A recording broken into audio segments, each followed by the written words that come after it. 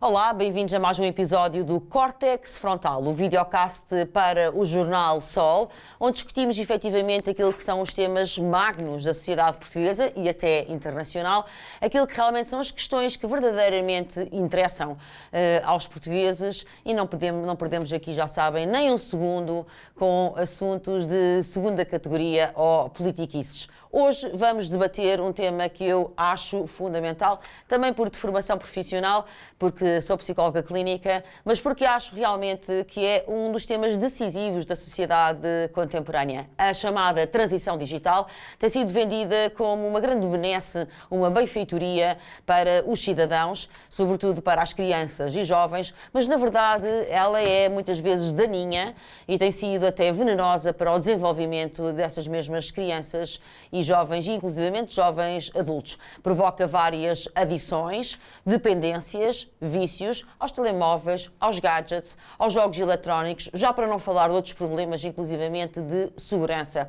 dessas mesmas crianças e desses mesmos jovens. Hoje, para discutir este tema das adições, como lidar com elas, que é uma questão que aflige tantos pais, tenho comigo a Laura Sanches. Laura, muito obrigada por vir até ao Córtex Frontal. A Laura Sanches é psicóloga clínica, tem prática privada e tem lidado muito com estas situações e com muitos destes casos, inclusivamente, lá está, com pais que não sabem bem como gerir esta situação, com crianças, com miúdos, muitas vezes, que já estão agarrados ou que têm grandes dependências do ecrã. É assim, Laura? Verdade, sim. Obrigada pelo convite. Nós é que agradecemos. Sim, é um problema cada vez mais transversal. Eu dizia há pouco que, apesar de tudo, eu apanho assim um nicho de pais muito conscientes e que procuram restringir muito, porque as redes sociais também direcionam muito, enfim, o tipo de pessoas que chegam até nós. Exatamente. Mas também já tive casos relativamente complicados, sim, de miúdos adolescentes que não conseguem estar 5 minutos sem olhar para o telemóvel, miúdos que ficam completamente descontrolados quando os pais tentam limitar o tempo de jogo.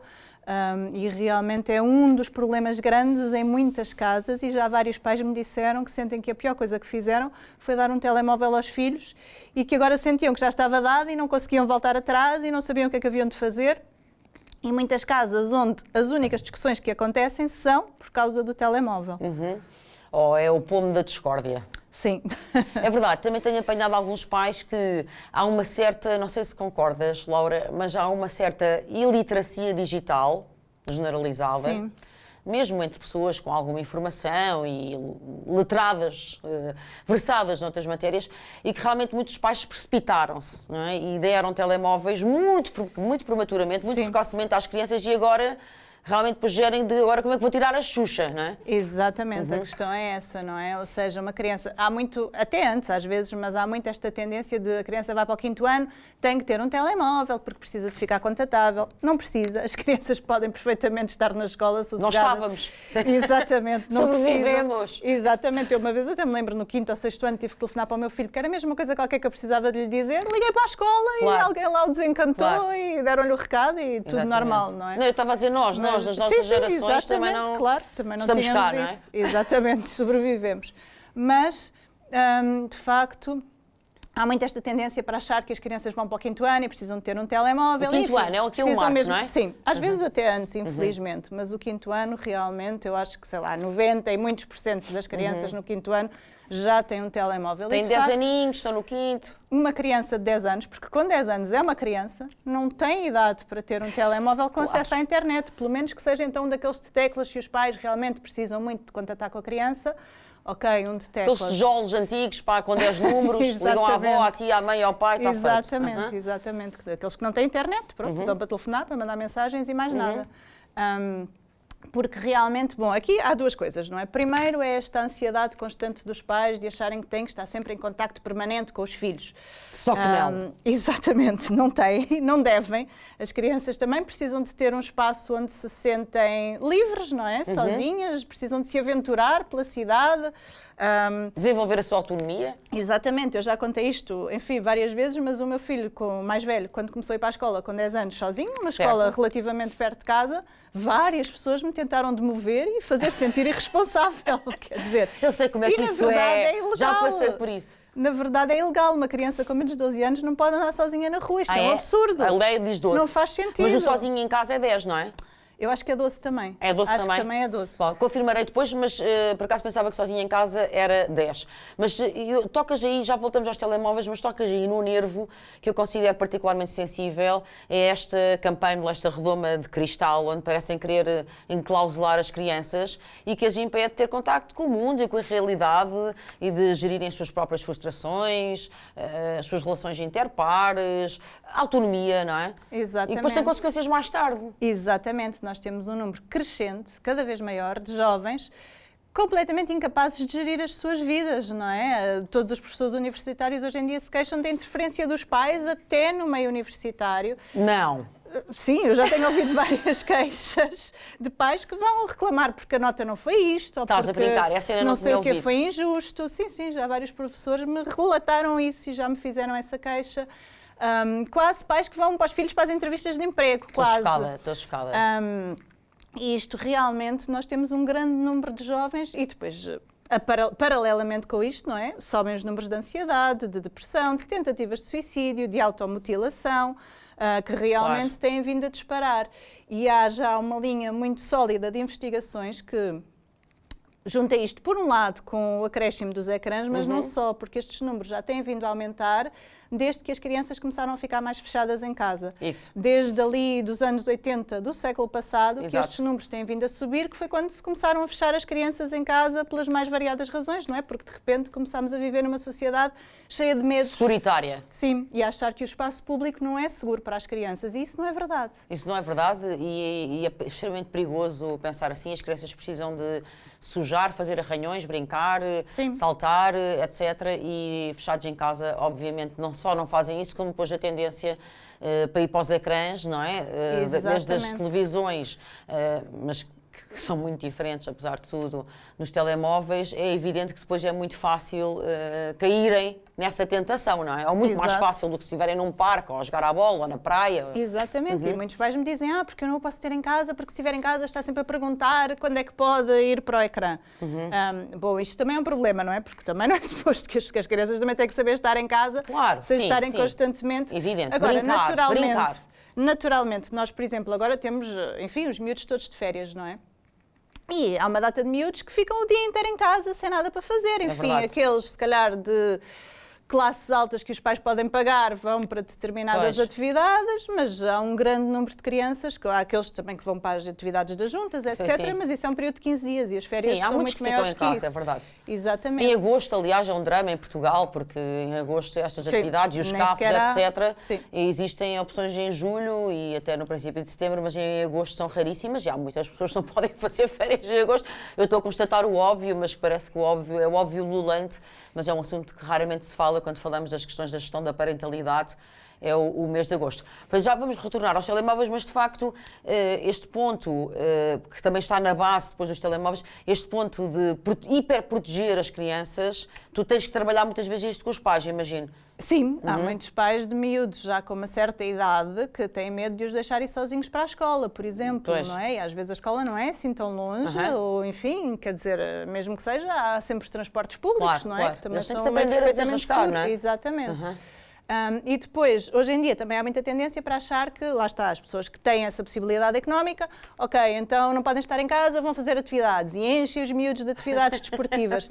E também não é por aí, não é? Também não podemos ocupar-nos o dia inteiro, terem tudo ali super estruturado, as crianças precisam de alguma liberdade também, só para brincar. E precisam da sombra, do vazio, exatamente, não é? Precisam do aborrecimento, do chamado apanhar seca, não é? Exatamente. A sombra ou apanhar seca é fundamental. Faz parte, sobretudo na adolescência, as crianças, os adolescentes, neste caso, precisam muito desses espaços vazios para descobrirem aquilo que está lá dentro, não é? É um período de grandes transformações. Se eles estão sempre voltados para fora, também não vão ter esse tempo para se descobrirem, que é uma tarefa essencial da adolescência. E os nossos adolescentes hoje em dia têm zero espaços vazios, até porque qualquer espaço vazio eles pegam no telemóvel, não é? Têm logo essa tendência para o encher. E isto é um problema grave, porque depois temos miúdos, há uma epidemia de miúdos que não fazem a mínima ideia o que é que querem estudar, em que é que querem trabalhar. No fundo, Aqui podemos dividir dois grupos de problemas, digamos. Ou seja, nas raparigas aquilo que se verifica é realmente um aumento da ansiedade, da depressão, das tentativas de suicídio, da automutilação. Isso. E nos rapazes verifica-se muito esta epidemia de não saber o que é que querem fazer, de não estarem minimamente vocacionados para, enfim, gerirem as suas vidas, não é? Terem vontade de ser adultos, de serem independentes, de construírem um caminho qualquer que seja. Há uma grande letargia, não é? De rapazes que não têm vontade de fazer absolutamente nada a não ser jogar. Pois. Aliás, eu dizia no início, é uma das queixas às vezes de muitas mães recentes, não é? Aquelas mulheres que estão ali na casa dos 20 e muitos, 30 e poucos, justamente os maridos não quererem assumir responsabilidades, quererem passar os tempos livres todos a jogar, a fazer outro tipo de coisas, porque falta-lhes essa vontade realmente de serem adultos, não é? De crescer, falta-lhes essa capacidade. Introjetaram uma depressão. E introjetaram. Sim, de certa forma. Não é só uma depressão funcional, não é? Tem ali uma coisa... É como se, na verdade, os jogos alimentam-se muito desta vontade de fazer, de conquistar, não é? Nós temos jogos hiperrealistas. Claro. E um miúdo que está ali... Com grafismo espetacular, etc. Está ali no jogo a gerir uma operação especial, um batalhão de não sei quantos soldados e não sei o quê, e imaginar que salvou não sei quantos e matou outros tantos, e aquilo dá-lhe ali um sentimento de conquista que depois na vida real é difícil de igualar, não é? Certo. Antigamente os miúdos... Tinham esse sentimento de conquista nas suas brincadeiras, não é? Nos jogos, nos desafios que construíam livremente com os amigos. Isso. Hoje em dia isso fica tudo no ecrã. Aquilo suga completamente, não é? Drena completamente. Exatamente. E a parte volitiva, até a parte mais vitalista, não é? Sim, em geral. Sim, exatamente. E por isso... nós temos, os rapazes têm muito essa tendência para passar muito mais tempo nos jogos, as raparigas nas redes sociais e, portanto, os problemas são diferentes. Claro, não é? Claro que são diferentes. Já lá vamos, se calhar, essa parte mais das redes sociais / jogos eletrónicos, que se calhar é ali mais dramática depois dos 10, não é? Sim. É verdade. Mas eu ainda queria voltar, pronto, realmente este é um ponto importante, esta coisa, nós não podemos proteger as nossas crianças de estudo e mais alguma coisa, elas têm que se desenrascar, efetivamente, sob pena, depois de chegados à idade adulta, não saberem fazê-lo. E eu também já passei por situações semelhantes, estavas a dizer que quando decidiste pôr o teu filho a ir para a escola aos 10 anos sozinha também, eu passei e passo, não é? Por exemplo, em minha casa, eu tenho um filho mais velho, mas tenho 2 ainda pequeninos, com 8 e com 6, e eles fazem tarefas domésticas desde que nasceram quase, desde que começaram a andar, começámos por coisas muito simples, como pôr a roupa na máquina, e agora já fazem coisas mais complexas, e havia pessoas lá em casa que diziam, isto é quase trabalho infantil, só que não. Chama-se família, não é? Chama-se equipa, e os pais não são escravos dos filhos, nem devem ser hiperprotetores também nesse aspecto. Começa logo em casa, portanto. Mas voltemos então a este ponto, porque realmente muitas vezes os pais passam... Eu tenho visto, Laura, situações que às vezes quase que me dá vontade de intervir e nem percebo como é que está tudo a dormir, as CPCJs e as escolas. Eu tenho visto pais a passarem telemóveis a crianças que mal conseguem segurar no telemóvel, com 2 anos. Sim, eu já vi bebés de meses no carrinho a brincar com o telemóvel. Por acaso, uma vez era um bebé muito pequenino, o telemóvel estava desligado, mas ele estava ali, de volta daquilo, não é? Porque é o que vê os adultos fazerem. Claro. E eles já se habituam que aquilo é um objeto interessante, não é? As crianças têm esta necessidade, desde muito pequeninas, de imitar aquilo que os pais fazem. Se os pais estão sempre de volta daquilo, é fundamental, aquilo há de ser o máximo, claro. Não é? Claro. E realmente é assim. Eu acho que nós temos muita tendência, vivemos numa sociedade muito polarizada, não é? E às vezes desequilibrada.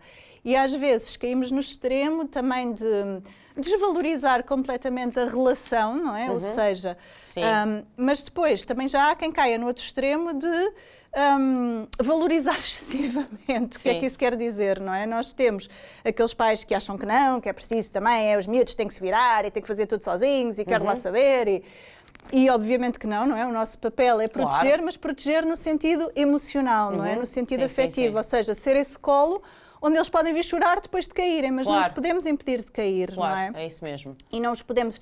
Eu às vezes digo que há uma grande distância entre deixar chorar ou deixar chorar sozinho. Ou seja, as crianças precisam de chorar, precisam de contactar com a tristeza, com a frustração. Mas uma coisa é dizer, faz para aí a birra, quero lá saber, não estou aqui, não vou-te ignorar completamente. Outra coisa é dizer, olha filho, pronto, percebo que estás triste, não é? Vou acolher essa birra da maneira que for adequada naquele momento. Certo. E a tendência que nós temos às vezes é para cair nos extremos, porque depois também temos pais que acham que os filhos nunca podem chorar, que nunca podem estar tristes. Aquela Nunca ideia podem estar de... na sombra, na tal Sim, sombra. eu ainda há tempos assistia, aqui foi na minha vida pessoal, nem foi em consulta, mas por acaso foi um exemplo que me ficou, de uma criança que estava a fazer lá uma coisa qualquer na ginástica e depois não conseguiu e ficou muito triste, porque era para saltar a corda e ele saltou muito pouco e então começou a chorar, ficou muito frustrado, não é? Ok, faz parte, não é? Os outros fizeram todos mais, ele foi o que fez menos. Sei lá, vi. Estava triste, exatamente. E o professor foi logo, então, mas tu és tão fantástico, fazes tudo tão bem, costumas fazer sempre tudo. E depois é este empolamento narcísico, idiota, são todos princesas e são todos fantásticos. Não faz tudo bem, naquele momento não fez, fazemos tudo ok, bem, faz as crianças parte. também não, claro. Mas há muito esta tendência, não é? E eu lembro-me também do meu filho mais velho ser pequenino e havia uma rua onde eu deixava correr à vontade, porque sabia que ele chegava à zona dos carros e esperava por mim. Certo. Todos os dias fazíamos aquela rua, portanto, todos os dias ele ia a correr rua abaixo e eu ia mais devagarinho, não me apetecia correr atrás dele. Claro. Havia sempre olhares de pânico e ai, onde é que está a mãe desta criança? E não corras que podes cair.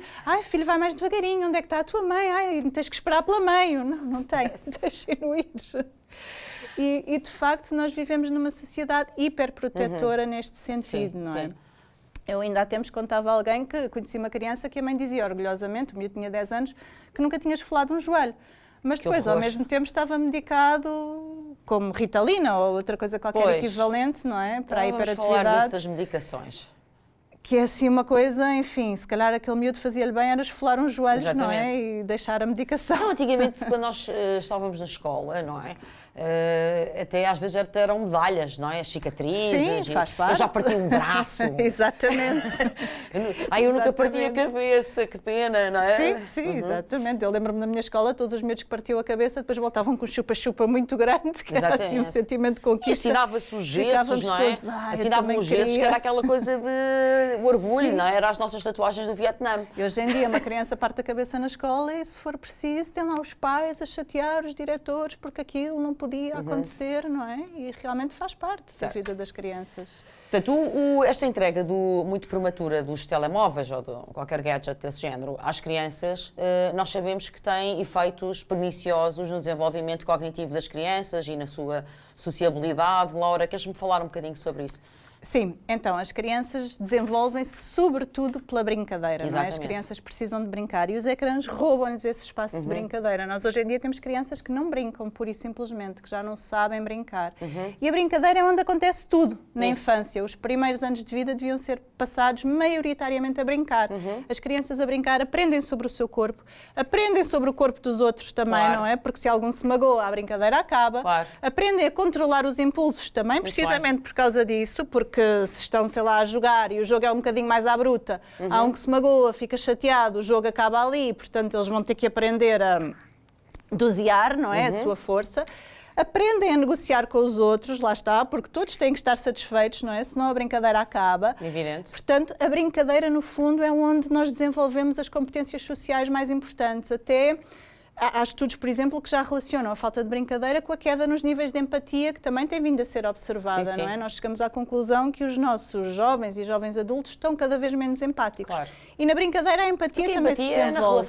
É na relação. Exatamente. É na relação. Os miúdos a brincar estão em relação uns com os outros, não é? Lá está, precisam de perceber o que é que os outros querem para aquilo funcionar. Precisam de ser capazes também negociar, de impor a sua vontade, exatamente, se for esse o caso. E depois muitos deles, Laura, acrescenta-se a isso, muitos deles também são filhos únicos, não é? Portanto, a experiência daqueles dois polos com irmãos em casa é muito mais fácil, que é a rivalidade e a solidariedade, ou a competição e a empatia.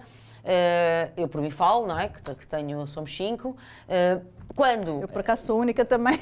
Sim, mas o que eu estou a dizer é que é outra camada, não é? Sim. Sendo único e não brincando, exatamente. Sendo privado de todas estas experiências, porque de facto a maior parte das famílias são filhos únicos, ou cada vez mais, e muitas monoparentais. Portanto, não há nada disto. Exatamente. É um deserto. Não há nenhuma oportunidade de treinar essas competências. Exatamente.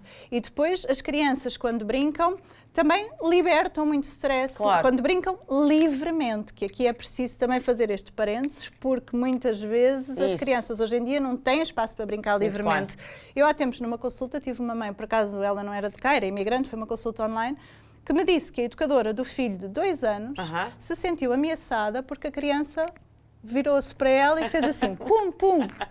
Uma criança de 2 anos. E a educadora foi falar à mãe que se tinha sentido muito ameaçada com isto. Foi à CPCJ sinalizar. Mas acho, sim, qualquer coisa do género quase. Porque depois, entretanto, a criança também tinha empurrado outra e aquilo deu logo origem assim ali a um processo de dimensões completamente absurdas. Lá está, nós não deixamos as crianças sequer libertar esses impulsos que são naturais. E as crianças realmente precisam de descarregar. A brincadeira também serve para eles até calibrarem o seu sistema de alerta, porque estas brincadeiras onde há um perigo, mas é um perigo relativamente controlado, não é? Porque eles sabem até onde é que podem ir.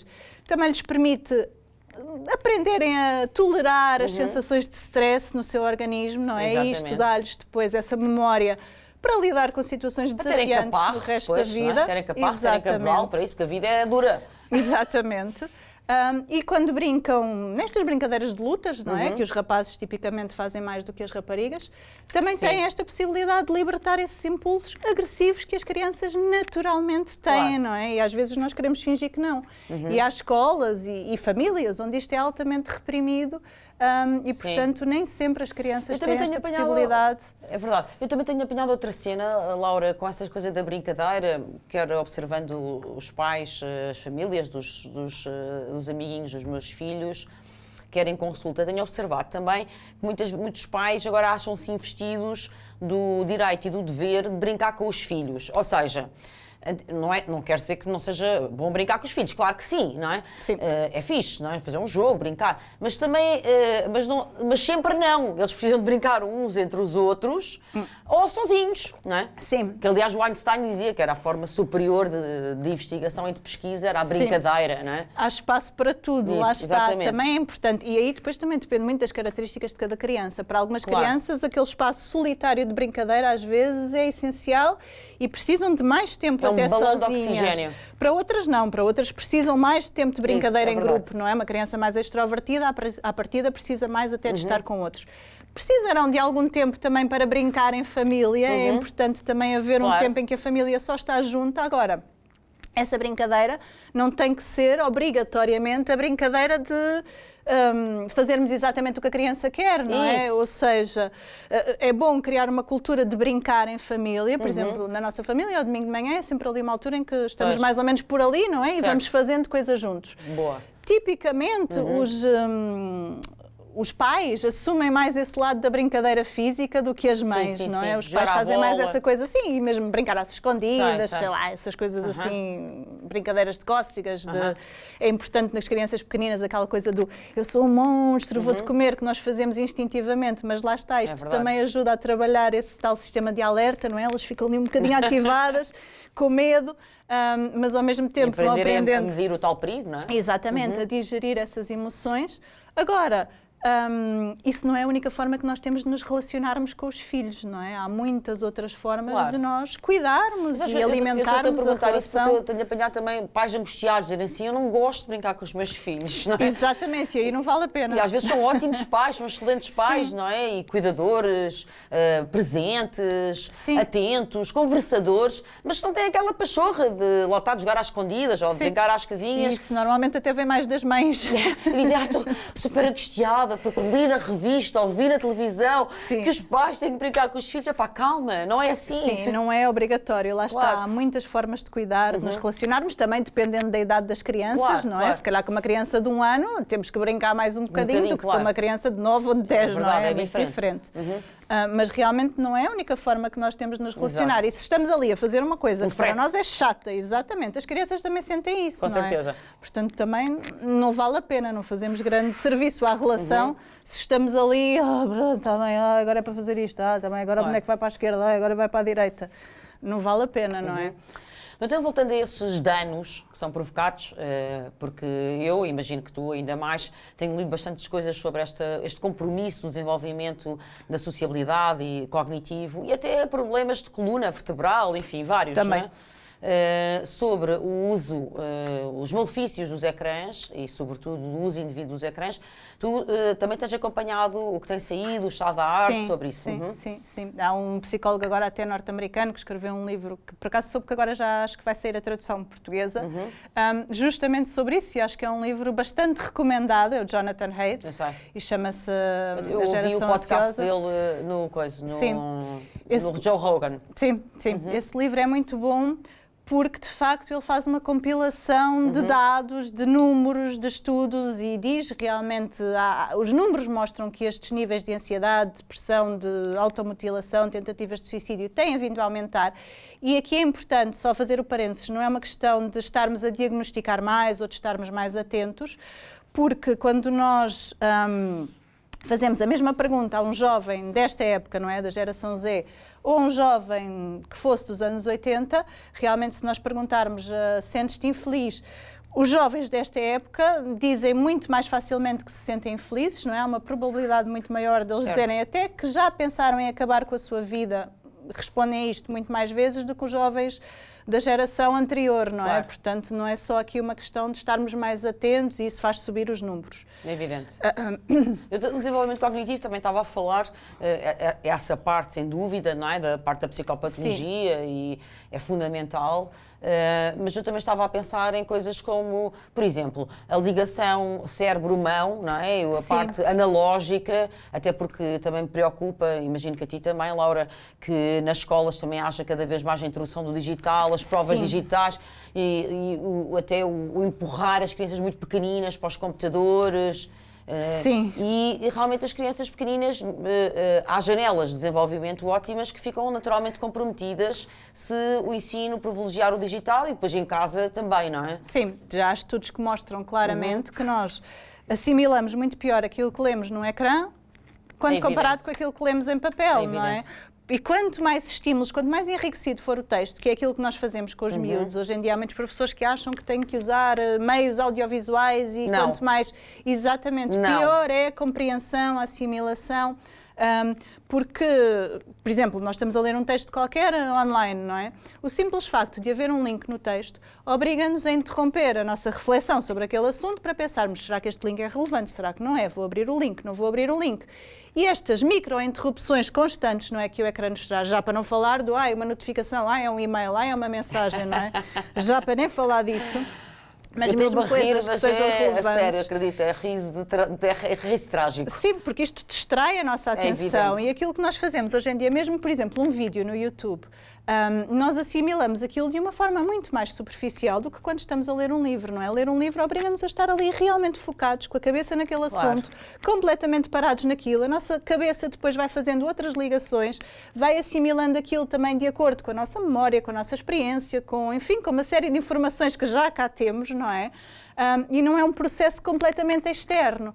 E depois há uma coisa que é essencial para a aprendizagem, que é envolver as emoções. Nós aprendemos muito melhor as coisas com as quais criamos uma relação. E é mais fácil criar uma relação com o papel.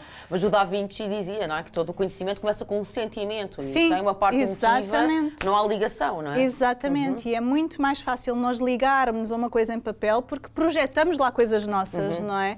Quando é um vídeo, aquilo já está ali tudo feito. Estamos num papel completamente passivo. Só de ingeridor, não é? Exatamente. Não estamos a produzir nada. Exatamente. Não é? Nós estamos num papel ativo. Ler obriga a estarmos muito ativos. Exatamente. E isso faz trabalhar de uma forma muito mais profunda a nossa capacidade cognitiva e não só, porque depois ler, no fundo, até do ponto de vista emocional, também nos traz um estado de maior tranquilidade, foco, concentração. Sem dúvida. E isso também traz calma, não é?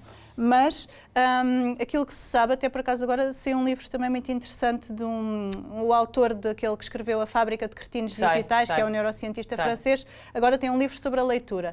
E é muito interessante porque aquilo que ele diz é que até Quanto mais difícil é a língua do ponto de vista da aprendizagem, porque as línguas também não são todas iguais, não, de todo. leva um bocadinho mais de tempo à aprendizagem, mas ao mesmo tempo os miúdos depois também ficam mais capazes de interpretar textos, que é outra coisa que tem dramaticamente vindo a diminuir na capacidade dos nossos jovens. Como é que vão interpretar textos se só veem vídeos no TikTok? Exatamente, ele diz que hoje em dia nós temos muitos descodificadores, não é? Porque toda a gente sabe ler, mas temos muito poucas pessoas capazes de interpretar o que leem. É uma coisa que também tem vindo a descer a pique, certo. A capacidade dos jovens interpretarem aquilo que leem. E ele realmente dá lá exemplos no livro de pôr os cabelos em pé, não é? Ele mostra-nos os textos que são apresentados aos miúdos e as respostas que eles têm que dar, e é de uma pessoa ficar com os cabelos em pé, como é que uma criança não é capaz de responder àquelas perguntas simples? Não, eu tenho dado este exemplo que um professor me contava aqui há um ano ou dois, que coisas tão simples que se pedidas às crianças em provas de aferição, como correr para trás, não conseguem fazer, ou numa prova qualquer, também muito pequeninos, do primeiro ou do segundo ano, pedido para fazerem com plasticina, fazerem uma bola, e a esmagadora maioria dos miúdos achata a bola, não é? A 2 dimensões, porque é aquilo que vem no ecrã, não é? Claro, porque quando eu ouvi isto, ele a contar-me isto, cortaram-me o coração, porque realmente... Faltam-lhes essas experiências da vida real, lá está, não é? As crianças aprendem a manipular objetos, até do ponto de vista cognitivo. As crianças aprendem quando se fala com elas, e hoje em dia os pais falam cada vez menos com os filhos, porque são capazes de, sei lá, tentar a mudar uma fralda, olhar para o ecrã se for preciso. É verdade. Nós vemos cada vez mais miúdos em carrinhos de bebê e o pai ao lado agarrado a um telemóvel, não é? Quando aquilo era um tempo precioso. Também são dos adultos. Hoje estamos aqui a falar mais dos miúdos. Exatamente. Depois vamos fazer outro sobre adultos. Sim. Vale a pena, mas é verdade. Portanto, esta ligação mão-cérebro realmente é fundamental. Sim. E até, desculpa, só acrescentar, as crianças, os bebés desde os 6 meses de idade estão muito treinados para seguir o olhar dos pais, não é? Isto enriquece também o seu vocabulário, porque se eu estou a falar, sei lá, do espelho que está ali ao canto, da bola que está não sei aonde, olho, a criança olha e percebe, ok, aquilo é uma bola, aquilo é um espelho. E isto vai criando essas ligações. Claro. Se os pais estão só agarrados ao telemóvel, não é? Também é mais uma coisa que se perde no mundo das crianças. E há estudos que mostram que as crianças também, quando aprendem, um estudo interessante pôs crianças pequeninas a aprenderem um conteúdo através de um ecrã e depois a aprenderem exatamente o mesmo conteúdo, a mesma pessoa, exatamente a mesma performance, mas ao vivo. E as crianças que estavam ao vivo aprenderam muito mais do que aquelas que tinham assistido à mesma coisa exatamente no ecrã. Isto é absolutamente dramático porque nós sabemos que a psicologia do desenvolvimento é muito clara relativamente a isso, que estas janelas ótimas do desenvolvimento de certas competências, de aquisição de certas aptidões, elas podem não se fechar completamente se passar desse período ótimo, mas estreitam muito, não é? Fica muito afunilado e depois é muito mais difícil adquiri-las. Às vezes ficam irremediavelmente ou irreversivelmente perdidas. E estamos a falar de competências desse todo género. Aliás, eu também li um estudo muito engraçado sobre isso, da diferença da leitura analógica para a digital, etc., e da ligação mão-cérebro, que dizem mesmo que é uma coisa que eu acho que intuitivamente na faculdade todos nós fazíamos, não é? Que tirar apontamentos, escrever, não é? Repetir, ou sumariar, sublinhar, etc., tem uma capacidade, aumenta a capacidade mnésica, ou seja, de retenção na memória, de associações, etc., brutal. E isso tem de facto a ver com a ligação mão-cérebro, não é? Exatamente. Que, aliás, foi aquilo que libertou a humanidade, não é? Nós andávamos todos de 4, não é? E a ligação mão-cérebro para manipularmos ferramentas e objetos tem um papel fundamental na evolução do Homo sapiens sapiens. Sim, exatamente. E há estudos também que dizem isso mesmo, que nós memorizamos muito melhor e assimilamos melhor aquilo que escrevemos à mão do que aquilo que escrevemos no computador, não é? Tem um efeito muito diferente. E na aprendizagem, nos primeiros anos de aprendizagem, é essencial realmente que as crianças aprendam a escrever à mão. Nada substitui isso. Eu fico escandalizada e custa-me imenso, Laura, ver esta coisa da transição digital como uma política de Estado, não é? Como há bocado estava-te a falar, porque isto é impingido nas escolas, isto logo pequeninos, logo no primeiro e no segundo ano, estavam lá um computador e aprendem a fazer coisas no computador. Sim, as provas de aferição este ano foram no computador, não é? Que é uma coisa, enfim, completamente absurda para uma criança que ainda agora está a aprender a escrever à mão, não é? Porque depois o problema não é só fazerem aquela prova naquele dia, naqueles meios, que, enfim, já são absurdos só por si. É todo o treino que depois as escolas se sentem na obrigação de dar à criança para ela não chegar lá naquele dia e ser confrontada com um objeto que nunca viu e que não tem treino a usar. que também, do meu ponto de vista, não era o mais grave, enfim. Mas depois realmente houve muitas escolas que introduziram esses treinos, não é? Para a criança chegar à frição e estar minimamente familiarizada sim, com eu aquilo. acompanhei, porque como eu digo, tenho uma filha que terminou agora o 2º ano de escolaridade. O meu mais no novo primário. também, sim. Pronto, portanto tenho acompanhado isto, lá está, não só clinicamente, mas de perto, e realmente acho isto, como estava a dizer, E na turma do meu novo, perigosíssimo. aquilo que nós fizemos, do meu mais novo, realmente aquilo que nós fizemos foi falarmos entre pais e a decisão a que chegámos foi que a maior parte dos pais não queriam que os filhos fizessem esses treinos, portanto, faltaram no dia da aflição e é preciso também dizer às pessoas que esta opção existe. Devia ter falado contigo antes. Aqui no cima estas aflições estressam imenso os miúdos que não têm... Sim, também são desnecessárias. Não têm aquela, lá está, aquela robustez necessária com 7 ou 8 anitos para fazerem provas, sentem-se super estressados, muitos deles. E depois há toda a questão do que é que estamos a aferir realmente, o que é que não é? estamos Mas a aferir? enfim. Nada, bom. Isso, também vamos fazer outro episódio depois sobre isso. Mas, Laura, queria também entrar aqui num território que eu imagino que muitas pessoas que nos seguem gostariam de te escutar, de te ouvir, que é a questão do o que fazer, porque lá está, voltando um bocadinho ao princípio da nossa conversa, muitos pais foram na cantiga do toma lá o telemóvel, não é? E agora os mais conscienciosos, muitos ainda estão perdidos nesta bolha, e nós vemos nos restaurantes os 4 ou os 5 à mesa, não é? Todos, cada um no seu telemóvel, mas cada vez mais as pessoas começam a ficar conscienciosas, preocupadas, mas não sabem o que fazer, porque é tal Xuxa. Como é que vão tirar a Xuxa? Porque o grau de frustração, não é? Ficou já comprometida a atenção-concentração, ficou já comprometida a coluna vertebral, um monte de coisas, e depois há isto que muitos pais relatam. Eu tentei começar a regular, comecei a tentar, de facto, introduzir aqui alguma parcimónia no tempo de ecrã, pelo menos isso, não é? Olha, eu devo dizer que os meus é 0 tempo de ecrã. Começam a tentar reduzir, mas dão-se conta de uma frustração enorme da criança, que se manda ao chão, berra. As tais discussões que dão um mau viver, tu estavas a falar há bocado, dão um mau ambiente às famílias terrível. E o que fazer? Sim, então, há aí várias coisas que é preciso fazer. Do ponto de vista coletivo, eu acho que era muito importante as escolas, no geral, proibir, já há muitas que o fazem, mas proibirem os telemóveis no espaço escolar. Certo. Da mesma maneira que não se fuma, 100% de acordo contigo. não se bebe álcool. Tenho defendido isso e até tentado legislar sobre isso. Sim, exatamente. Eu acho que isso é um passo importantíssimo, não é? Lá está, eu acho que a liberdade, nisso acho que estamos de acordo, é um bem precioso, mas para os adultos, não necessariamente para as crianças, não é? Porque as crianças não escolhem o que é que vão almoçar ou o que é que vão vestir. Exatamente. Também não escolhem entrar num casino, também não escolhem fumar um cigarro, não é? Portanto, exatamente. É evidente. Depois, temos que devolver a rua às crianças. Eu acho que isso também é essencial. Muito bem. Do ponto de vista legislativo, o Jonathan Haidt tem falado muito da responsabilização também das redes sociais. Das plataformas. Eu aqui tenho um bocadinho sentimentos ambivalentes, porque acho que sim, que essa responsabilização tem que haver no que toca às crianças, mas depois tenho medo que isso vá para outros campos também no que toca aos adultos, não é? Porque acho que as redes sociais já fazem censura demasiada, não é? Em excesso. E não é esse o papel delas, portanto não sei exatamente como é que se pode legislar para as crianças e deixar os adultos em paz. Eu acho que aí nós temos que pôr a censura onde ela deve estar. Eu acho que a censura tem estado quase sempre no sítio errado.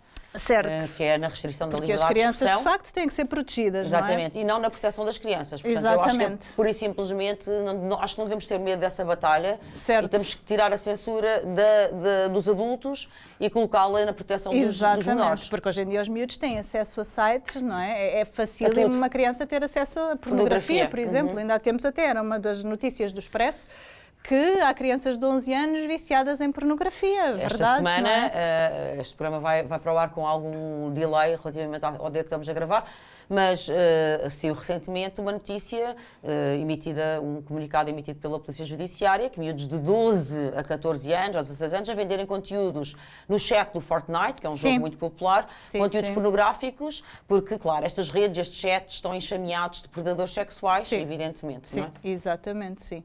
Eu há tempos vi uma coisa assustadora de alguém que criou um perfil numa rede social qualquer, a fingir que tinha 12 anos e em minutos começou a receber centenas ou dezenas de mensagens de pessoas a quererem estabelecer contacto e a pedirem fotografias e não sei o quê, que é completamente assustador. E é isto que acontece às crianças, não é? Verdade. Portanto, eu acho que nas redes, voltando ao nosso ponto, eu acho que sem dúvida temos que ir a essa luta. Eu defendo totalmente a proibição dos telemóveis nas escolas. Certo. Acho que os telemóveis, para os pais que querem que a criança entre na escola com telemóvel, ficam em cacifros. Certo. São devolvidas no final das aulas. Recreio livre telemóveis e aulas, escusado será dizer, acho eu, não é? Sim, e isso é um ponto importante de ficar com os telemóveis no cacifo, porque eu, por acaso, há pouco tempo estava numa escola, falei para uma escola onde aquilo que eles faziam era os miúdos entravam na sala e tinham lá eles chamavam colmeias para pôr os telemóveis, mas aí eles veem o telemóvel, portanto continua a ser distrator. Há estudos que mostram só o simples facto de termos o telemóvel desligado em cima da mesa, já baixa os resultados nos exames de alguns miúdos, mesmo desligado. Sim, sim. O estudo fez com várias variáveis. Uma variável, o telemóvel estava ligado, noutra estava desligado. E mesmo desligado, os miúdos já tinham resultados inferiores ao que tinham se o telemóvel simplesmente não estivesse lá. Isto pode parecer magia, mas é verdade. É como aqueles estudos que mostram que as crianças que, por simplesmente, têm uma biblioteca grande em casa, mesmo que não leiam, têm mais tendência a ter bons resultados escolares. Sim, sim. Pronto, depois, de facto, a humanidade é muito complexa. Portanto, temos estes 6 pontos. Certo. Telemóveis em escolas, as plataformas serem responsabilizadas pela idade mínima das crianças e mais. E em casa? Em casa, eu acho que tem que haver regras rígidas também. Na infância tem que haver regras realmente muito rígidas. Confesso, na minha casa, até aos 2 anos também, os ecrãs foram 0. A partir daí, introduzimos, mas com limitações no tempo. E eu acho que o mais fácil, porque depois há muitos pais que dizem ok, então só pode, sei lá, ter 1 hora de ecrã por dia. O consenso, a partir dos 5 anos, é que mais ou menos até 1 hora por dia não será prejudicial. Isso é o consenso científico? Sim. A televisão, eu acho, sim.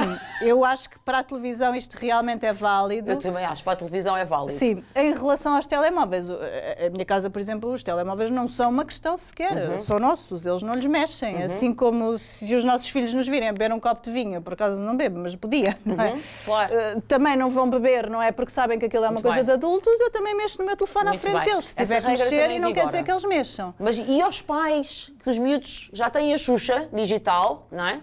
Só sobre as redes, eu também defendo a maioridade digital que já existe em França, redes sociais depois dos 15 aos 16 anos. Acho que chega e sobra, não é? Até para as meninas, acham que depois todas as mulheres são lindas e perfeitas, isto tem sido napalm sobre a parte feminina. Mas para os pais que já têm os putos com a Xuxa digital, o que fazer? Porque eles, Laura, eles mandam-se ao chão, eles ameaçam suicidar-se, os pais ficam com uma angústia. Depende das idades. É assim, se forem crianças, eu acho que não há que ter hesitação em retirar. Muito e acabou a dizer, olha filho, desculpa, não devia ter dado, mas estou a tempo de tirar. Vou corrigir. Acabou. Errei, vou corrigir. Exatamente. Pensei melhor e afinal cheguei à conclusão que isto não é muito bom, bem. não te está a fazer bem. A partir dos 10. Não é um castigo. Até aos 10. Até aos 10, vamos nessa. Exatamente. Eu acho que é importante dizer às crianças, olha, não é um castigo, não é porque tu és mau e te portas mal e não sabes lidar com isto, porque às vezes há essa tendência, não é? Os pais depois querem responsabilizar as crianças. Não o façam. Exatamente. Não, é porque eu sinto que isto não é o melhor para ti e, portanto, vamos voltar atrás. Há sempre tempo. Claro que os miúdos vão chorar, vão protestar. E eu ia dizer, há pais que dizem, só tem 1 hora de ecrã por dia, por exemplo. Mas essa hora pode acontecer em qualquer altura do dia. E os miúdos depois estão o dia inteiro a perguntar, posso ver agora, posso ver agora, posso não sei o quê. Isso é que dá vontade de morrer. Exatamente. Já chegámos, o que é jantar? Então, falta muito? Sim. Então, mais vale dizer, olha, é nesta hora do dia, fica aqui, na minha casa, por exemplo, deu-me jeito que fosse antes do jantar, porque eu estava a fazer o jantar. Estás ocupada, claro. Estou ali, também até gosto de estar concentrada, sossegada na cozinha. Claro. E eles estão lá com a Xuxa. No ecrã um bocadinho, na televisão. Os shows da televisão, exato. O mais velho também, sim, às vezes, enfim. O tablet foi introduzido desde o Covid e pronto, mas é tablet para ver, Covid, os miúdos foram empurrados para as telas à força toda. Mas sim, mas é tablet para ver filmes e essas coisas e o jogo, enfim, ali num tempo muito reduzido também, que chegámos à conclusão, lá está, o meu filho mais novo, por exemplo, jogava às vezes um bocadinho mais e chegámos à conclusão que aquilo não lhe fazia bem, portanto, e demais é tipo, sei lá, 40 minutos para ele já é muito, se tiver esse tempo todo a jogar, portanto, menos. E com jogos também muito limitados, ou seja, também não jogam qualquer coisa, e isto eu acho que é válido para qualquer idade. Exato. Na minha casa, jogos violentos não entram, lamento. Quando forem mais velhos, se quiserem jogar na dos outros. Muito bem. Tem que haver aqui, de facto, uma ativação dos pais, não é? Os pais, eu costumo brincar e dizer assim, epá, tu também não deixas o teu filho ir dormir à casa do colega sem saber quem é o colega, quem é os pais do colega, ligas aos pais dos colegas, se for preciso vais lá levar, me pões horas, não sei o quê, telefonas de manhã, telefonas à noite, telefonas outra vez de manhã, e deixas o miúdo a falar com quem quer numa rede social ou num chat de um jogo. Isto é absurdo. Os pais têm que estar mais ativados, não é? Tem que haver controle parental, controle parental, não só nos dispositivos, que faz o controle parental, mas ativo em casa. Deixa cá ver o que é que estiveste a fazer. Deixa cá ver o que é que estás a jogar. Essa é outra coisa nos jogos com chats, não é? Também controlar bem que eles não estejam a falar com estranhos. Exatamente, ou jogam sem o chat, ou então estão proibidos de falar com estranhos nesses jogos, não é? Enfim. Exatamente. Depois, uma coisa que às vezes também é importante é trazer o ecrã para a sala, por exemplo, para eles não estarem fechados no quarto, sozinhos. Socializar o ecrã. Exatamente, para nós vermos. É muito mais fácil ver o que é que eles estão a fazer. Não tem nada a ver, não é? Partilhada, social, até porque hoje comunitária. Em dia, o meu filho mais novo, por exemplo, está a ver Netflix, ok? Posso pensar, está na televisão, está a ver desenhos animados, mas há desenhos animados na Netflix que são lixo. Eu sei. E eu sei que se eu não estiver atenta, o mais certo é ele escolher esses. Nem sempre, mas já há ali uma certa tendência. Sabes o que é que eu estava a pensar, Laura? É verdade, nós temos que ter por um lado, temos que mudar políticas urgentemente. Eu não sei se o Estado está interessado em fazê-lo, não é? Não esteve interessado na Covid, não está interessado nas provas digitais. Eu acho que estão quase a substituir os professores por robôs. Mas pronto, isso sou eu que sou naturalmente pessimista na realidade, otimista na vontade, mas nestas coisas sou muito pessimista. Mas os pais também se sentem às vezes, Laura, eu tenho certeza que tu tens essa experiência no teu consultório, assoberbados, porque trabalham 10 horas por dia, têm os commutes, não é, os transportes, chegam a casa esteirados, aos banhos, ao jantar e não sei o quê. E, de facto, é verdade, às vezes é mais fácil dar o ecrã. E esta exigência, que nós estamos as duas a apelar, eu também estou, mas que nós estamos a solicitar dos pais que vigiem, vejam o que é que estão a ver, tragam os telemóveis para a cozinha se estão a fazer o jantar. Os pais sentem-se também muito pressionados, não é? Até porque o tempo de ecrã das crianças quase sempre é o tempo de descanso dos pais, não é? Claro, portanto, não querem estar ali em cima, não querem ter que estar a controlar. Mas por isso é que eu digo, se o ecrã estiver num sítio comum da casa, mais que não seja, vamos a passar e, espera lá, o que é isso que estás a ver? Tira lá isso e muda para outra coisa qualquer. E depois, uma coisa que também é muito importante é nós estarmos preparados, sobretudo se essas regras não existiam, que no momento em que as vamos impor, as crianças vão protestar. Faz parte, não é? Sim, não há que ter medo da birra da criança, exatamente, não é? se nós dizemos vamos desligar e eles não querem desligar imediatamente, ou enfim, nós desligamos à bruta, porque às vezes, se a criança realmente não está habituada a que isso aconteça, temos que chegar lá nós e carregar no botão, não é? Depois temos que saber ajudar a criança também a lidar com aquilo que está a sentir e não a culpabilizar, não é? Porque não está a saber lidar com aquilo, a responsabilidade foi nossa. Evidente. Fomos nós que não pusemos limites quando deveríamos. E devemos pedir desculpa à criança, de facto, se é assim, nós às vezes também em casa, todos nós, quem nunca, dá um berro e depois diz, desculpa lá, não devia ter berrado contigo, mas também estava-te estressado. Também acontece, e aqui com os ecrãs, que é a mesma coisa, não é? Olha, errei, devolve o ecrã, errei, a culpa não é tua. Exatamente. E depois dos 10, o que é que tu recomendas? Sim, eu diria depois dos 12, até aos 12 eu acho que mesmo assim ainda enquadramos aqui mais, sim, neste campo das crianças. Já que não podem andar sozinhos na rua antes dos 12. Certo. Vamos aproveitar essa certo. A partir dos 12, assim, entramos na adolescência, eu acho que aí temos que mudar um bocadinho. Os adolescentes já são muito alérgicos a tudo o que sintam que é coerção, não é? Tudo o que vem de fora, e isso faz parte, e é importante, porque na adolescência, lá está, queremos que eles desenvolvam a sua própria vontade. Isso. Então, não vale muito a pena dizer a uma criança de 6 anos, olha, não podes ver porque te faz mal, porque assim, porque assado. Uma criança de 6 anos nós dizemos, não podes porque eu sou tua mãe e estou a dizer que não podes, e acabou, ponto final. Aqui. Exatamente. Uma criança ou um jovem de 12, isso já não funciona bem da mesma maneira, principalmente se ele já estava habituado, não é? E, de facto, o ideal é começarmos a querer que ele perceba que aquilo lhe faz mal, portanto, temos que falar sobre isso, temos que dar o exemplo, temos que pôr regras em casa também, porque aí a casa continua a ser nossa, sim, por exemplo, uma regra importantíssima, eu acho, é às refeições. Não há telemóveis, mas isso é válido para os pais também, não é? Com o adolescente já não pega. Com a criança, nós ainda podemos dizer, tu não podes porque és criança, mas eu sou adulto, portanto, Com o adolescente isto já não pega tão bem, não é? E não deve pegar, eu sinceramente acho que não deve pegar. Exatamente, sim. Com o adolescente... Acho que o espaço da refeição é sagrado e sim, e tem que ser para exatamente. todos. Já Mas é um temos espaço que de dar o partilha. exemplo muito mais, enfim, afincadamente. E pronto, podemos pôr estas regras, por Temos que exemplo... negociar, não é? Uma regra importante, eu acho que também é não haver telemóvel nos quartos à noite, porque hoje em dia nós temos adolescentes que, se for preciso, estão às 3 da manhã a mandar mensagens Depois vão aos a dormir amigos, para a escola. porque o amigo disse-lhe não sei o quê e eles achavam que tinham que Pois. responder na Não há altura. telemóveis Isto é nos quartos. gravíssimo. Sim. Concordo. E lá está, e mais uma vez temos nós que dar o exemplo, e também nos faz bem, porque também já há estudos que mostram que ter o telemóvel na mesa de cabeceira, mesmo desligado, perturba o sono. O poder desta coisa, se absorver tanta atenção, despertadores. é tão grande. Sim, eu comprei um relógiozinho, daqueles simples, antigos, porque de facto sabe-se que só ter o telemóvel ali já evidente. prejudica o sono. As radiações, etc. Depois de levar o dia também é outra conversa. Certo.